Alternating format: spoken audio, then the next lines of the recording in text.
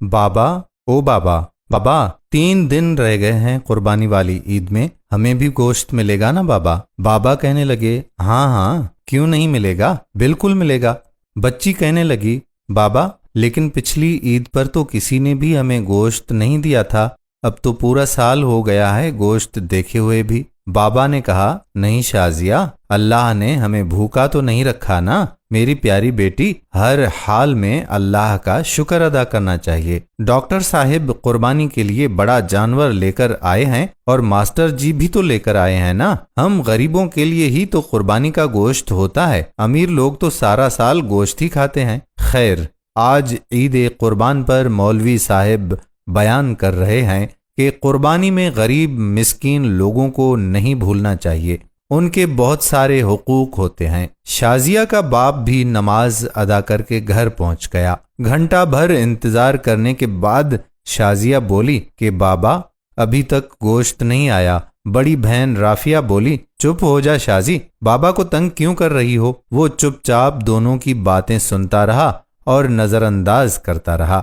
کافی دیر گزرنے کے بعد جب کہیں سے گوشت نہیں آیا تو شازیہ کی ماں بولی کہ جی سنیے جی، میں نے تو پیاز اور ٹماٹر بھی کاٹ دیے ہیں لیکن کہیں سے ابھی تک گوشت نہیں آیا، کہیں بھول تو نہیں گئے ہماری طرف گوشت بھجوانا، آپ خود جا کر مانگ لیں۔ باپ بولا شازیہ کی ماں تمہیں تو پتا ہے آج تک ہم نے کبھی کسی سے کچھ مانگا ہی نہیں، اللہ پاک کوئی نہ کوئی سبب پیدا کرے گا۔ دوپہر گزرنے کے بعد شازیہ کے اصرار پر پہلے ڈاکٹر صاحب کے گھر گئے اور بولے ڈاکٹر صاحب میں آپ کا پڑوسی ہوں، کیا قربانی کا گوشت مل سکتا ہے؟ یہ سننا تھا کہ ڈاکٹر صاحب کا رنگ لال پیلا ہونے لگا اور حقارت سے بولے پتہ نہیں کہاں کہاں سے آ جاتے ہیں گوشت مانگنے، اور تڑاک سے دروازہ بند کر دیا۔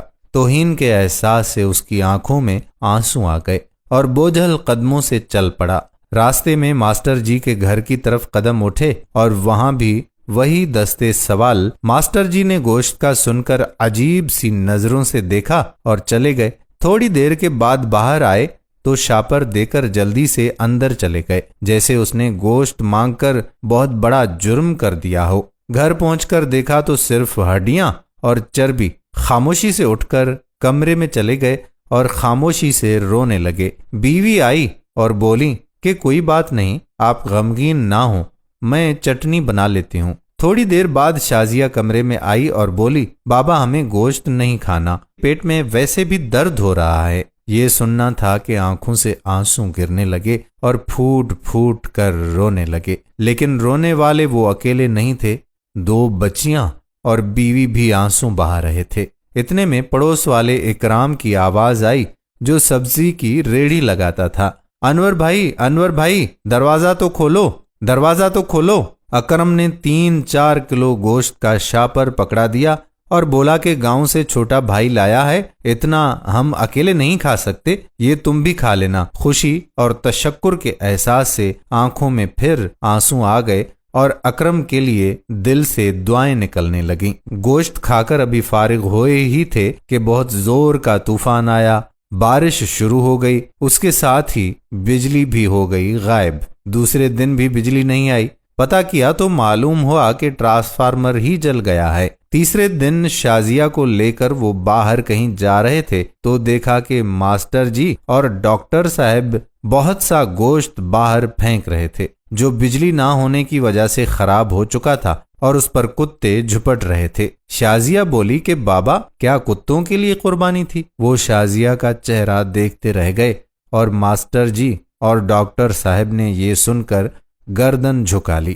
خدا را احساس کریں غریب اور مسکین لوگوں کا۔ یہ صرف ویڈیو ہی نہیں، اپنے آس پاس خدا را مساکین کی ضرورتوں سے ہمہ وقت آگاہ رہنے کی آپ سے درخواست بھی ہے۔ اس قربانی پر اپنے پڑوسیوں میں خدا را مساکین کو بھی ضرور اس کا حصہ دیں تاکہ وہ آپ کے لیے دعاگو ہوں۔ آج کی ہماری ویڈیو اگر آپ کو پسند آئی ہو تو اپنے دوستوں کے ساتھ شیئر ضرور کر دیجئے، اور ساتھ ہی ساتھ ہمارے یوٹیوب چینل راہ حیات آفیشل کو سبسکرائب کریں اور فیس بک پر ہمارے پیج راہ حیات کو لائک کر کے فالو کر دیجئے تاکہ ہم ایسی مزید معلوماتی اور دلچسپ ویڈیو آپ تک پہنچاتے رہیں۔ جزاک اللہ خیرہ۔ آنے والی ویڈیو تک اپنے میزبان قادر بخش کلہوڑو کو اجازت